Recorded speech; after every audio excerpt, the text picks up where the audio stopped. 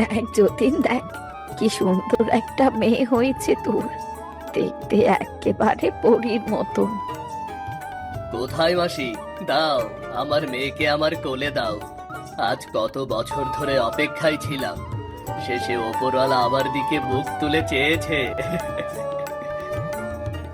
দেখ তোর রাজকুমারীকে, কত সুন্দর হয়েছে দেখতে।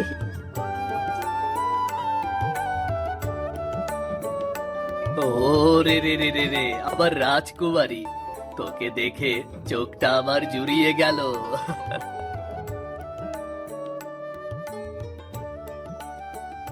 সেদিন রাতে যতীনের ঘরে ঘটল অদ্ভুত ঘটনা। ঘরের বাতি কেঁপে উঠল, জানলার বাইরে হাওয়া বইতে লাগলো, লতা পাতাও যেন নড়ে উঠল। প্রকৃতি যেন কিছু একটা তাদের জানান দিচ্ছে।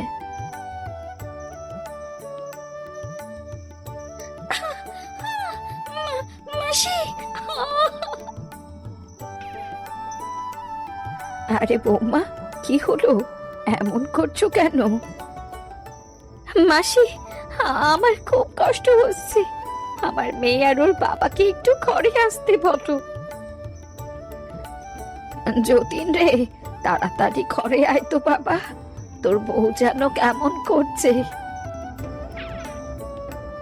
কি গো গিন্নি, তোমার কি হচ্ছে? গিন্নি, ওগো, ওগো, আমার কেমন যেন হচ্ছে। আমার যে আমার যে খুব কষ্ট হচ্ছে। মাসি, জলের গ্লাসটা দাও দেখি, দাও দাও।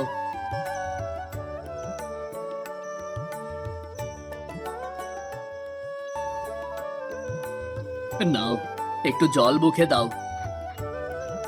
তুমি তুমি আমার মেয়েটাকে ভালো করে দেখে রেখো গো, যেন ও কোনো দিন কষ্ট না পায়। গিন্নি, এসব কি বলছো? আমরা দুজনেই আদর যত্নে আমাদের মেয়েকে বড় করব। আমার আমার সময় ফুরিয়ে এসেছে। আমার মেয়ে। কথাটা শেষ না করতে মিতার চোখ দুটো বন্ধ হয়ে এলো। ঠিক সেই মুহূর্তেই শিশুর কপালে হালকা সবুজ পাতার মতো আলো ঝিকমিক করে উঠল, আবার মিলিয়েও গেল, কিন্তু কেউ সেটা খেয়াল করল না। যতীন ভেঙে পড়ল, সে মেয়েটাকে বুকে জড়িয়ে ধরে বলল, গিন্নি, তুমি আমাকে একা করে এভাবে চলে গেলে কেন? আমি কি করে এই মেয়েটাকে মানুষ করব? গিন্নি, গিন্নি।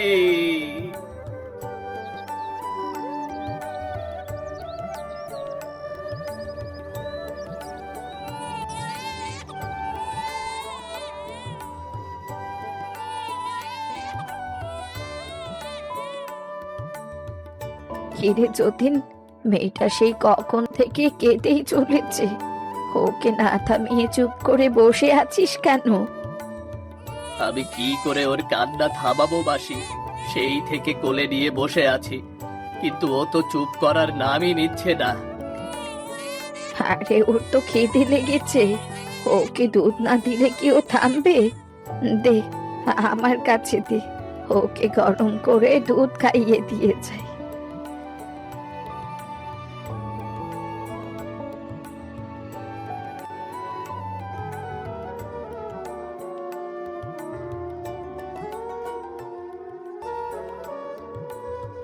আরে বাহ, কান্না থেমে গেছে।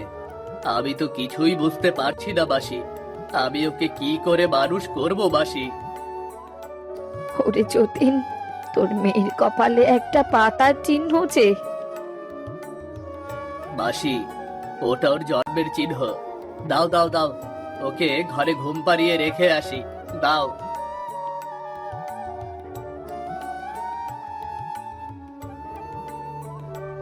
এভাবেই পার হলো কয়েকদিন। যতীন বাচ্চাটিকে নিয়ে হিমশিম খাচ্ছে। কি করব তোকে নিয়ে আমি? না তোকে কোথাও রাখতে পারছি, না তোকে রেখে কোথাও যেতে পারছি আমি। যতীনের এই অবস্থা দেখে প্রতিবেশীরা সবাই তাকে আবারও বিয়ে করতে বলল।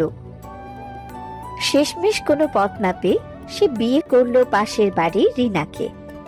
রিনা দেখতে সুন্দর হলেও তার মনটা ছিল হিংসে ভরা। রিনা, আমার মেয়েটার মা নেই, তোমাকে ওর মা করে এনেছি। ওকে মায়ের ভালোবাসা দিয়ে আগলে রেখো। মায়ের ভালোবাসা কেন সাই দেব? আমি তো ওর মা না, আমি ওকে কেন মায়ের ভালোবাসা দেব? কি হলো রিনা, তুমি কিছু বলছো না যে? হ্যাঁ, আমি ছাড়া ওকে কে দেখে রাখবে? ও তো আমাদেরই মেয়ে, ওকে আমি খুব ভালোবাসবো। যাক রিনা, তুমি আমার চিন্তাটা দূর করলে। মেয়েটাকে নিয়ে বড্ড চিন্তায় ছিলাম। দাও দাও, ওকে আমার কাছে দাও।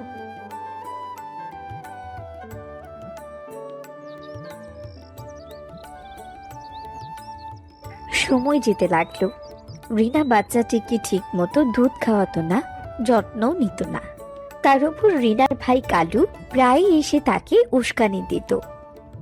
সারাক্ষণ শুধু হা হা হা হা করবে। কি যে করি এই অপয়াটাকে নিয়ে, মাঝে মাঝে মনে হয় এই বাড়ি থেকেই ওকে দূর করে দিই। দিদি, এই পথের কাঁটাটাকে দূর করতে পারিস না? এই বাচ্চা থাকলে তোদের সুখ হবে না।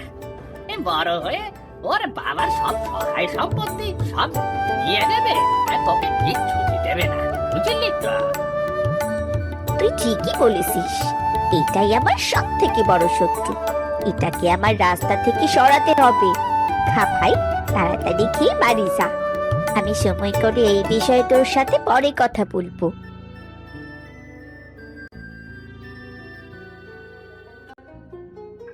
কেটে গেল এক সপ্তাহ। একদিন যতীন বাড়ি ফিরে রিনাকে বলল, গিন্নি, আমি দুদিনের জন্য শহরের বাইরে যাব। মেয়েটাকে নিজের মতো করে আগলে রেখো। মেয়েটাকে তোমার কাছে রেখে গেলাম। আরে তুমি চিন্তা করো না, আমি ওকে দেখে শুনেই রাখবো, তুমি নিশ্চিন্তে যাও।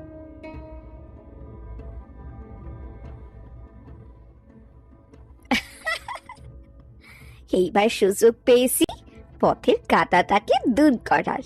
এই 1 মাসে আমাকে অনেক জ্বালিয়েছিস, চল আজ তোর একটা ব্যবস্থা করে আসি।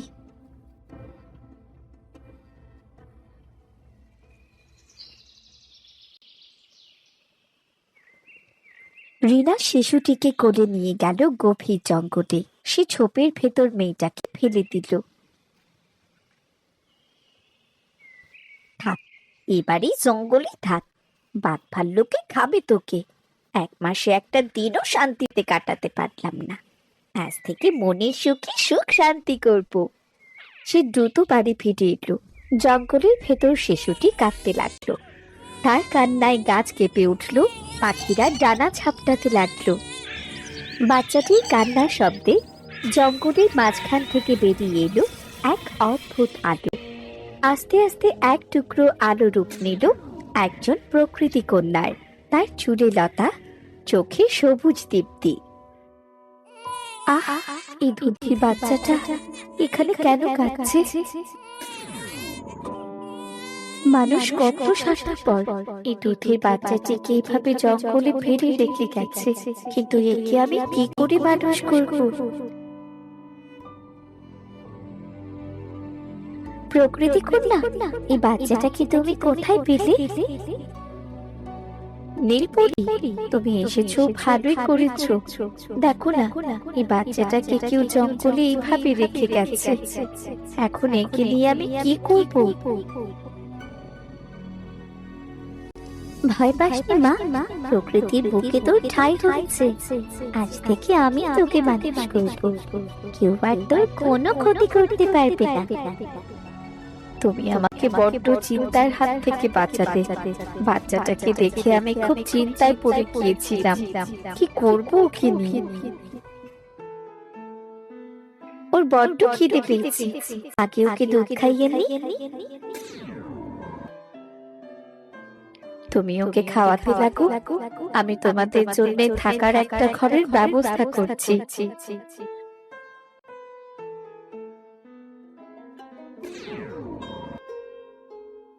প্রকৃতি কন্যা, দেখো বাচ্চাটার কপালে একটা সবুজ পাতার চিহ্ন আঁকা আছে, এমন কেন আছে? সেটা তো আমি জানি না পরি, হয়তো এটা বাচ্চাটির জন্ম চিহ্ন। এটা কোনো সাধারণ চিহ্ন না, এই শিশুর ভেতর জঙ্গলের প্রাণ আছে, এটা তারই চিহ্ন। জঙ্গলের প্রাণ? তাহলে আজ থেকে ওর নাম হোক লতা। আজ থেকে আমি মানুষ রূপ নিয়ে ওকে মানুষ খুঁজবো। পরী মানুষের রূপ নিল এবং শিশুটিকে বড় করতে লাগলো। লতা বড় হতে লাগলো জঙ্গলের মধ্যে। সে গাছের ভাষা বুঝতো, পাখিরা ছিল তার বন্ধু। শেয়াল, হরিণ আর কাক ভালু ছিল তার সঙ্গী। লতা তাদের সাথেই কথা বলতো, খেলতো। পরবর্তী অংশ দেখতে চ্যানেলটি সাবস্ক্রাইব করে কমেন্টে জানিয়ে দাও।